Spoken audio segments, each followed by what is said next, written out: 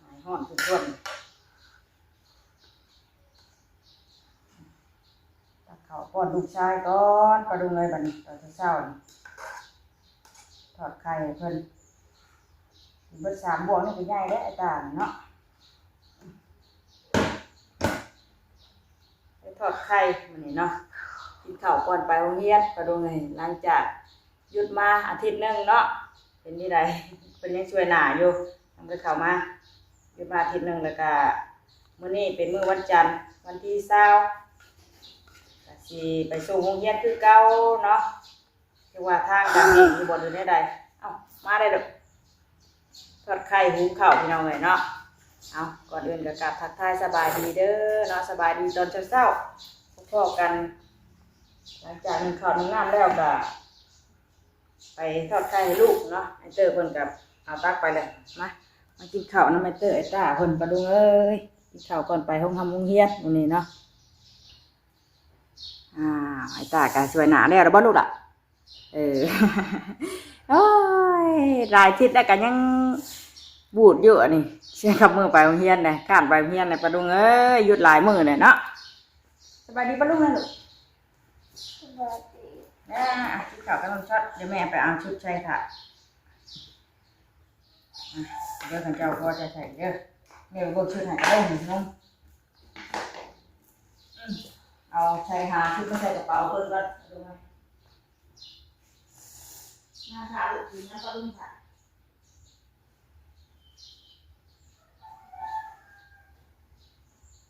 ถึงหน้าบอกอย่างนั้น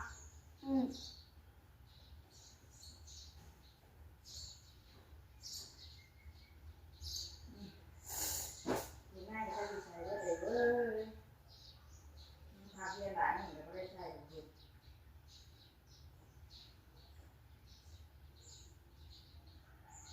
เด็กหน้าสีแดงเอาหรือเปล่าใช่ถูกปะ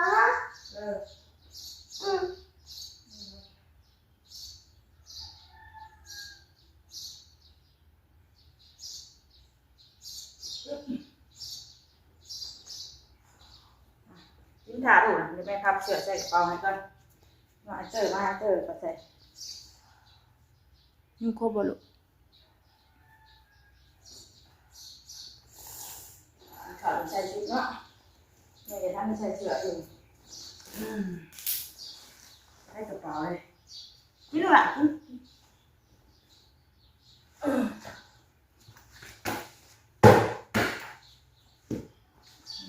ใส่กระเป๋าเสือนี่จะทำบันทึกใจคนกับเราใช่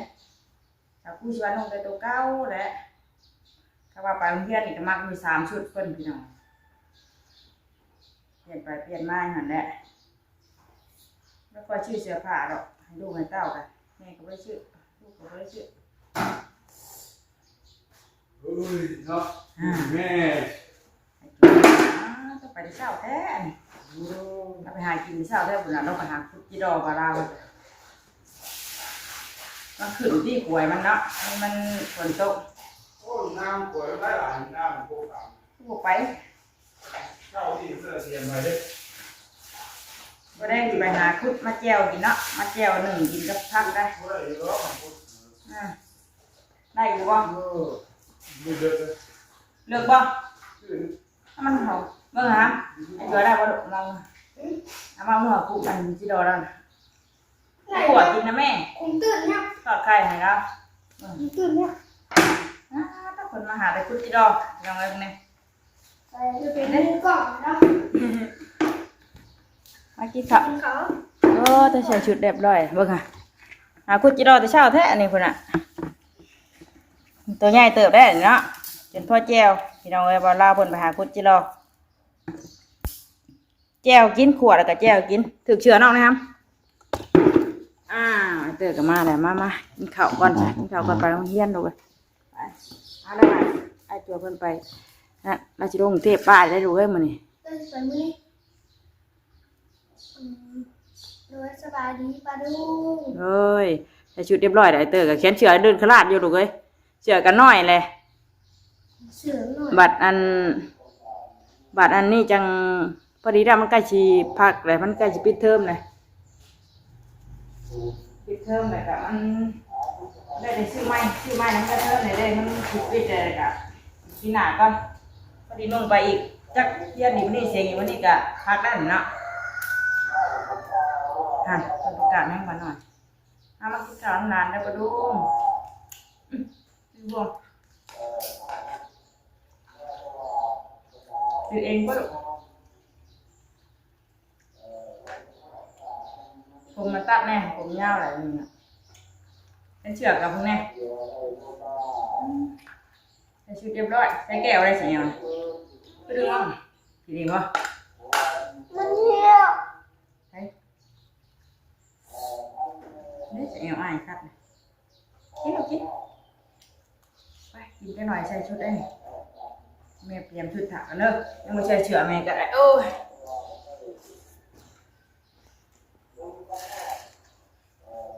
จิ๊ด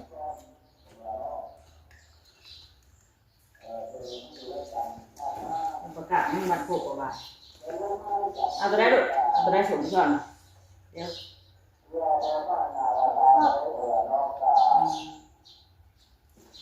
ว่าอ่ะใส่กระเป๋าเรียบร้อย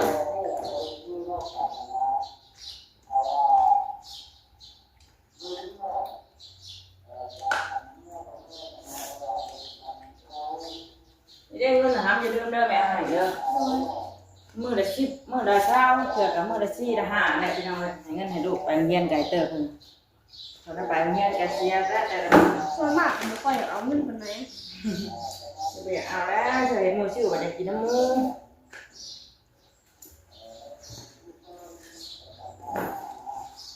แล้วก็เด็กนี่เด็กก็ชื่อกิน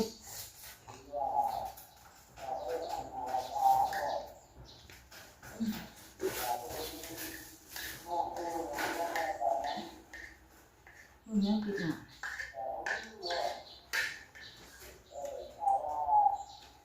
ประกาศยังงัวคนเหี่ยวคนเหี่ยวบดจะได้มันเองก็ได้ถ้าพายุเข้ามันแห้งแล้วยันช่วงนี้ก็มันพายุกำลังมายันแต่พายุแล้วก็ทางไปทางมาเลยพี่น้องเนาะมันเปื้อนสบายยามฝนเลยก็ยากลำบากอยู่เนาะจะหน่อยบัตรสีแดงเฮ็ดเรียกแน่แดงไปส่งลูกโรงเรียนแน่จักแดงน้ำหัวแน่ได้ ผมว่าตอนนั้นประเภทนั้นประเภทตกหลาย อยู่ทางเลี้ยงคนนี้ขวดไม่กี่ดอกแก้วกิน ประ หา เภท บ ต วก กนี่น้อยตก แกง หลาย บ่แกงแช่บวกเนาะ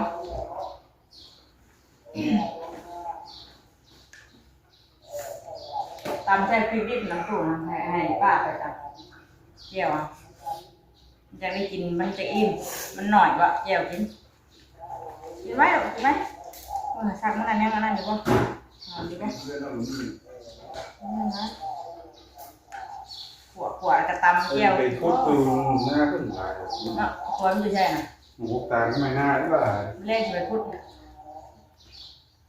ตัวใหญ่เติบไปได้ที่ดอกอ่า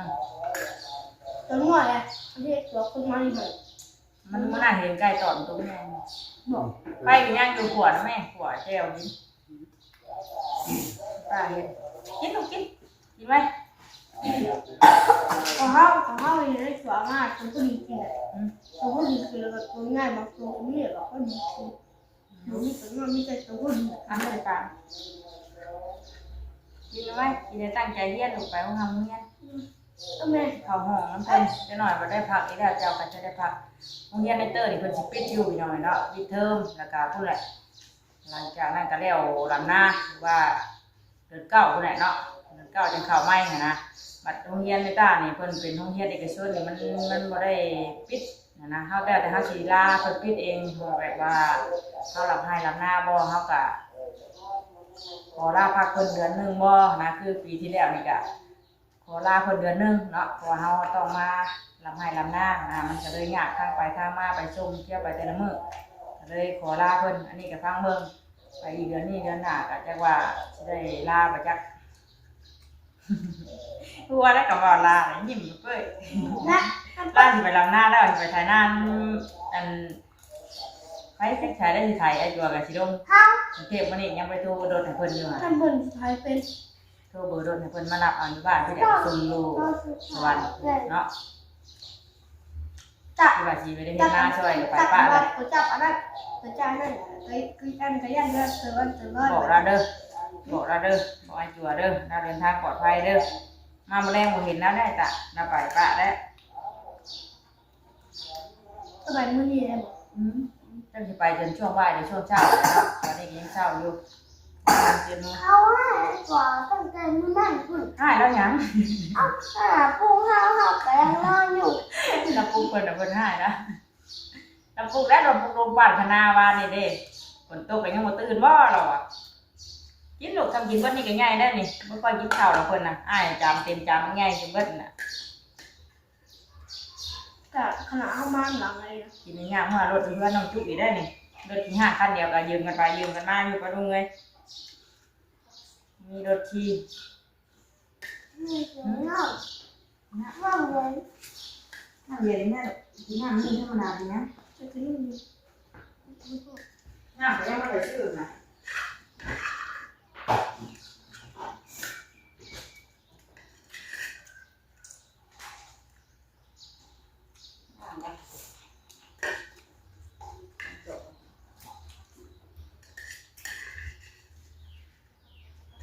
ถึงมาแล้ว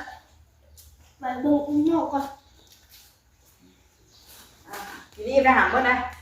เอาอยู่ก็ อ่ะหรออ่ะ เอามา อ่ะไปยิ้มกินแล้วใส่เสื้อนี่นะอ่ะ กินได้แล้ว กินเนาะ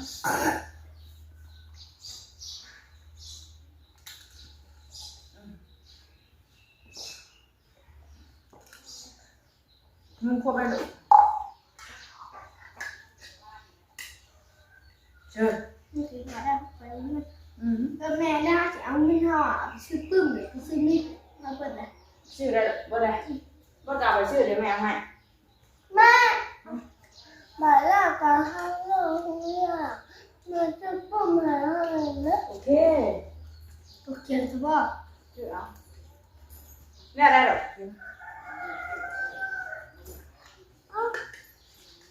ให้เงินกันยังไงกันนี่เอาอันนั้นไปชื่อกินอันนี้กับมันเดือชื่อปุ้มชื่อมิกแกลูกชื่อกินเลยน้ำหั่นข้าวใบหนึ่งไปหาค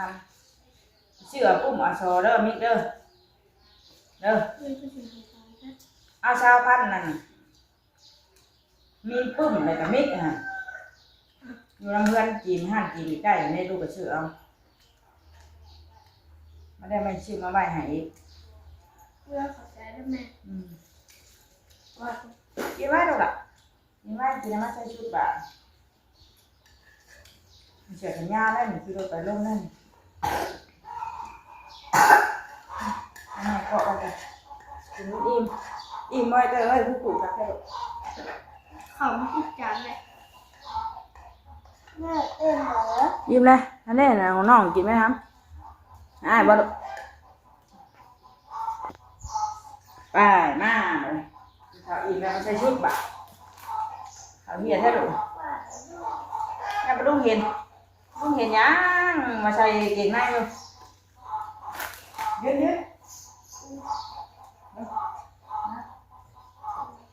ยืนจะเจอใส่เก่งในอยู่ใส่เก่งในอยู่กันยังอายก็ดูครับยังเห็นไม่ทำอยู่บ่เดี๋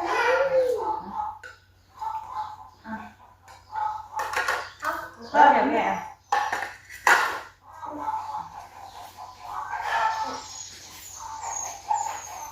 เก็บไว้แล้วดูเลยจานเลย จ้าคือของตัวเราคือมีชาวหาค่ะ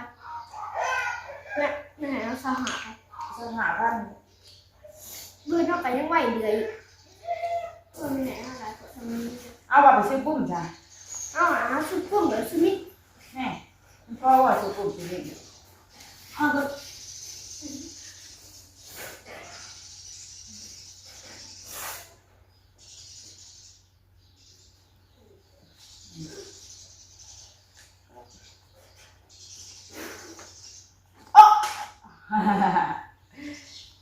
ทำสู้เลย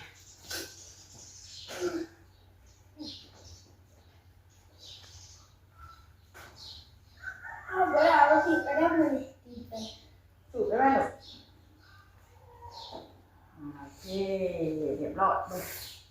เป็นวัดได้มีกับขึ้นมีกับไอ้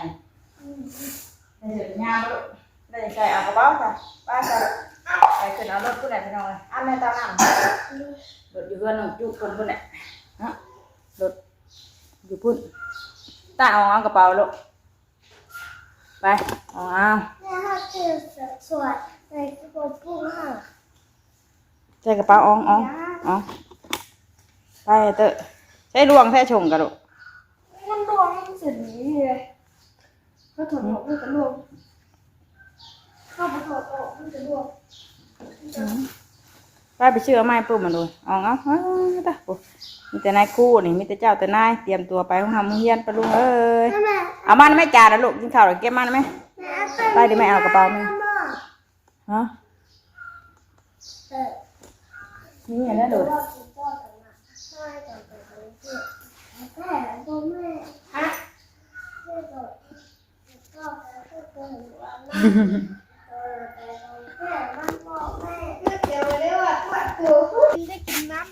ไปย่างมานี่ดูไป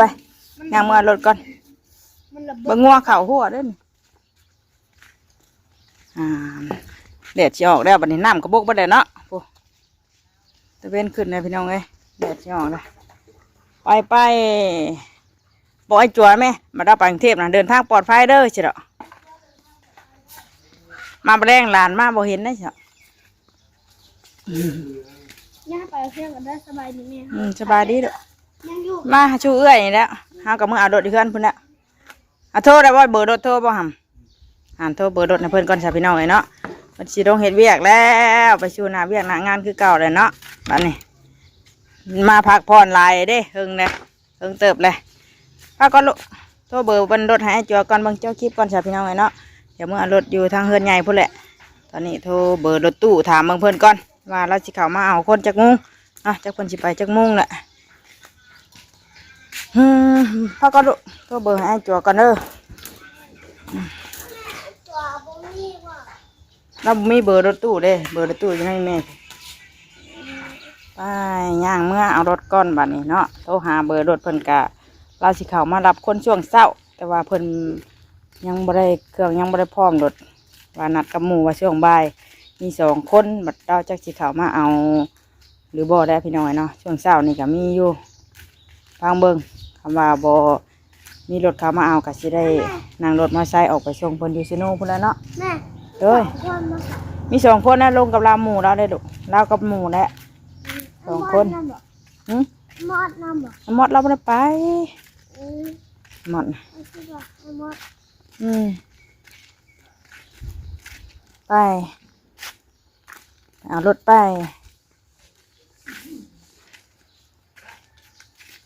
ให้แต่ละแรดได้จ้ะจ้ะแต่ละแรดเด้อ